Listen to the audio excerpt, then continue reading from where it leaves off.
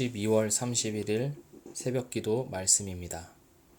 오늘 우리에게 주시는 하나님의 말씀은 마태복음 28장 16절에서 20절 말씀입니다. 마태복음 28장 16절에서 20절 말씀 제가 봉독하겠습니다. 11 제자가 갈릴리에 가서 예수께서 지시하신 산에 이르러 예수를 배웠고 경배하나 아직도 의심하는 사람들이 있더라. 예수께서 나와 말씀하여 이르시되 하늘과 땅의 모든 권세를 내게 주셨으니 그러므로 너희는 가서 모든 민족을 제자로 삼아 아버지와 아들과 성령의 이름으로 세례를 베풀고 내가 너희에게 분부한 모든 것을 가르쳐 지키게 하라. 볼지어다 내가 세상 끝날까지 너희와 항상 함께 있으리라 하시니라. 아멘.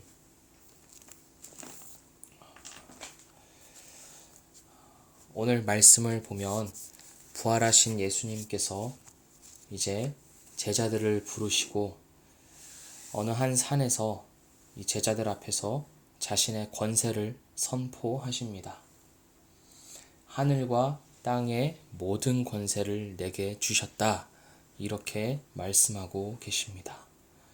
예수님께서는 하늘과 땅의 모든 권세를 받으셨습니다. 이 권세의 출처는 어디일까요? 하나님입니다.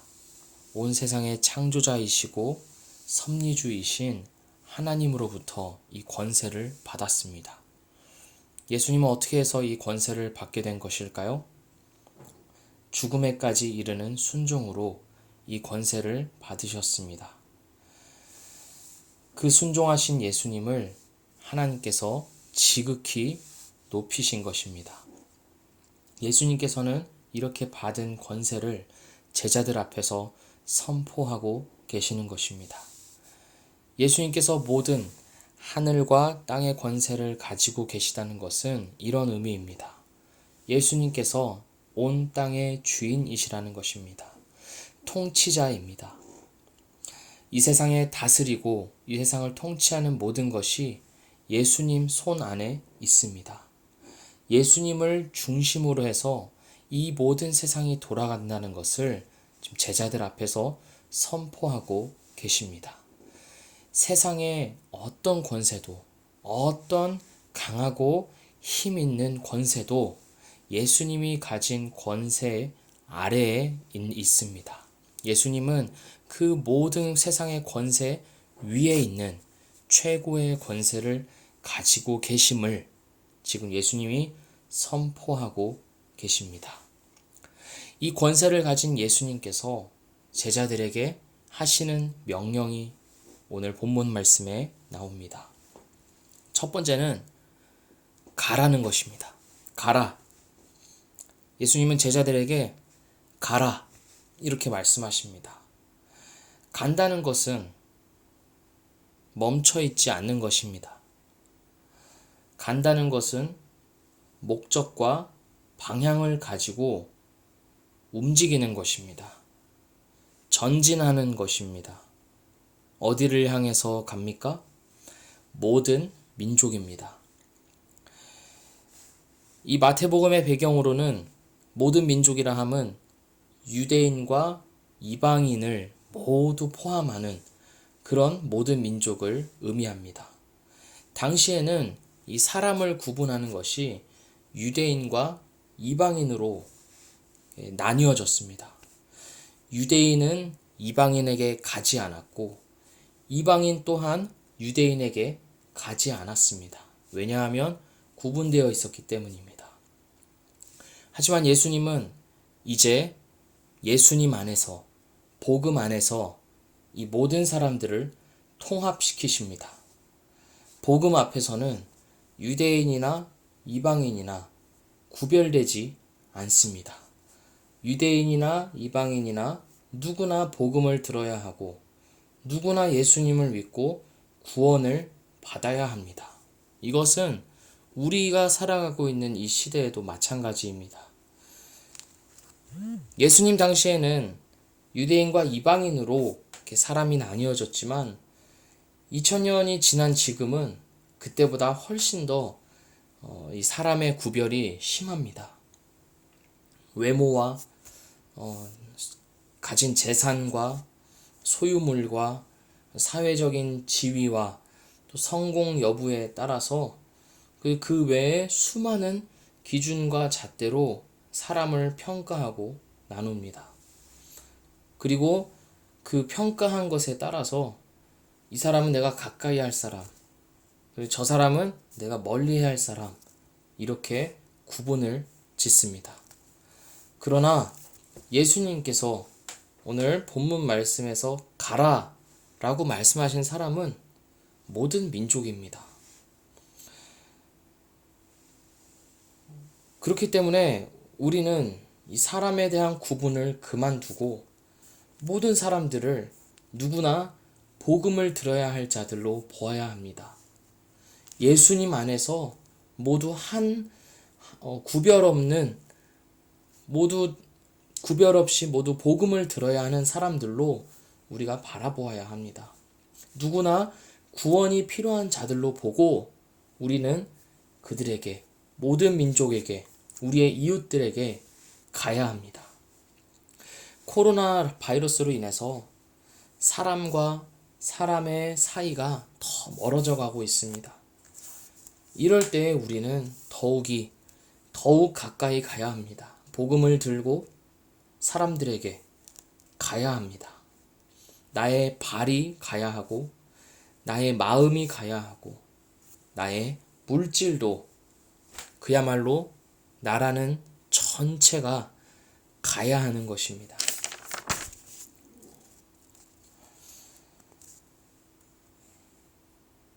예수님께서 말씀하신 두 번째 명령은 제자를 삼으라는 것입니다. 우리는 가는 데에서 그치지 않습니다. 우리는 가서 제자를 삼아야 합니다. 제자는 무엇을 하는 사람입니까? 제자는 학생과 다릅니다. 학생은 지식을 배우지만 제자는 삶을 따라갑니다. 예수님께서 사셨던 그 삶을 따라가는 제자, 우리는 그런 제자들을 삼기 위해서 가야 합니다. 어떻게 제자를 삼는지에 대해서 오늘 말씀에서 부연 설명이 이어져 있습니다. 세례를 주는 것입니다. 그리고 가르쳐 지키게 하는 것입니다. 세례는 내가 죽고 그리스도와 연합되었음을 보여주는 증표입니다. 우리는 사람들에게 가서 이 사람들이 예수님을 믿음으로 세례를 받는 데까지 이를 수 있도록 해야 합니다. 그것이 우리에게 주시는 주님의 명령입니다.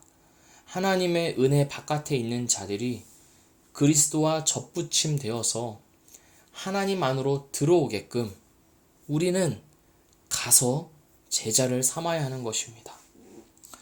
물론 세례 의식을 받는 것, 거기에만 너무 우리가 집중을 해서 세례만 받으면 된다, 이렇게 우리가 접근할 것이 아니라 그 세례를 받게끔 하는 그 믿음을 가질 수 있도록 우리가 복음을 전하고 가르쳐야 하는 것입니다.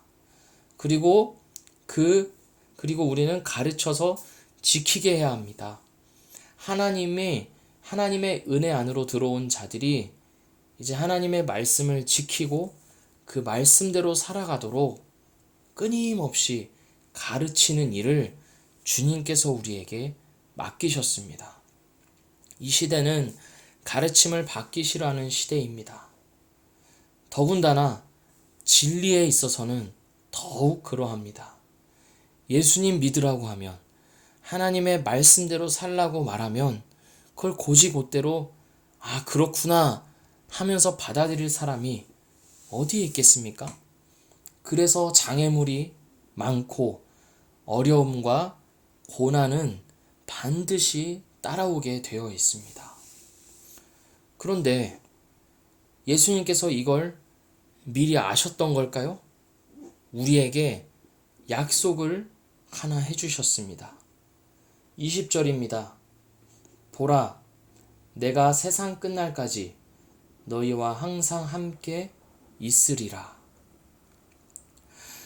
우리가 예수님께서 하신 이 명령에 순종할 때 예수님께서는 항상 함께 하시겠다고 제자들에게 약속하셨고 또한 우리에게도 약속하셨습니다. 이 얼마나 위로가 되는 말씀입니까? 예수님의 명령을 따라서 예수님의 복음을 전하는 자들에게 예수님이 그들을 홀로 내버려 두지 않고 그들이 어려움과 고난과 그런 고통 속에서 머물러 있도록 놔두지 않고 예수님께서 반드시 세상 끝날까지 함께 하시겠다고 약속하셨습니다. 복음을 전하는 것은 나에게 달린 것이 아닙니다. 복음을 전할 때 우린 이런 생각들을 하곤 합니다. 나부터 잘 믿어야 내가 복음을 전하든 말든 하지. 내가 이 모양인데 내가 복음을 전하는 게 무슨 덕이 되겠나. 오히려 주님 영광 가릴 뿐이지. 우린 이런 생각들을 하곤 합니다. 그렇지만 그런 생각들은 우리로 하여금 복음을 전하지 못하게 하는 사단 마귀의 음성입니다. 그런 식으로 따지면 이 세상에서 복음을 전할 수 있는 사람은 아무도 없습니다. 나부터 잘 믿고 나부터 잘하고 그 다음에 복음을 전해야겠다 하면 우리는 아마도 평생 복음을 전하지 못할 것입니다.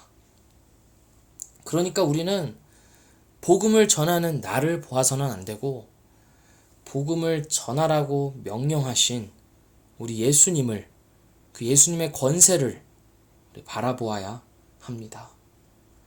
복음을 전하는 나는 초라할 수 있지만 복음의 주체이신 예수님은 하늘과 땅의 권세를 다 가지신 분입니다. 그 권세를 가지신 예수님께서 우리를 보호하고 책임지고 함께 하실 것입니다. 어려움과 고난이 반드시 따르지만 그것을 극복하는 권세와 능력이 우리에게 이미 주어져 있습니다.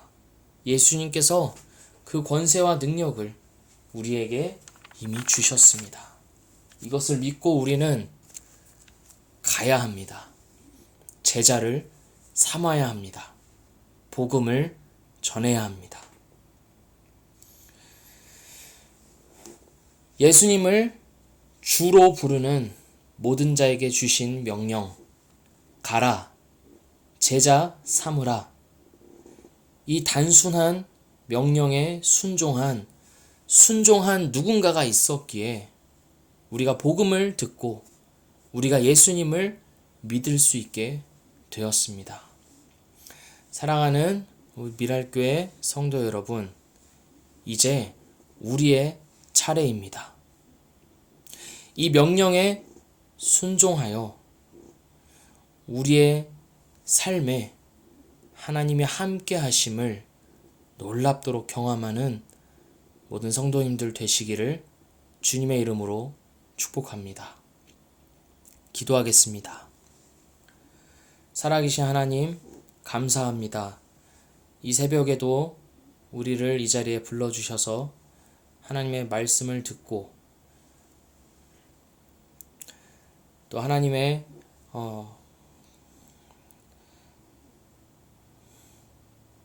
복음을 전하라는 그런 말씀을, 그 대위명을, 예수님의 명령을 우리에게 다시 한번 말씀해 주심에 감사합니다. 주님, 복음을 전한다고 하면 숨부터 막힙니다. 싫어하면 어떡하지? 나를 이상한 사람으로 보면 어떡하지? 걱정부터 앞서는 것이 사실입니다. 그러나 주님께서 우리에게 명령하신 것은 나에게 그 복음을 전하는 내가 대단해서도 아니고 내가 잘나서도 아닌 것임을 믿습니다. 그 복음의 주체이신 예수님께서 하늘과 땅의 모든 권세를 가지신 분이기 때문에 우리가 복음을 전할 수 있는 줄 믿습니다.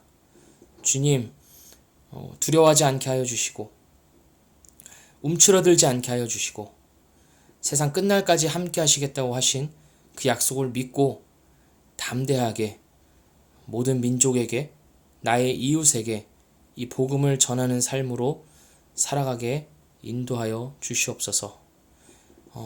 예수님의 영이신 성령께서 이미 우리와 함께하여 주시고 나와 동행하여 주고 계심을 믿으며 우리가 한 걸음 더 이웃에게 복음을 두고 나가는 은혜를 우리에게 더하여 주시옵소서.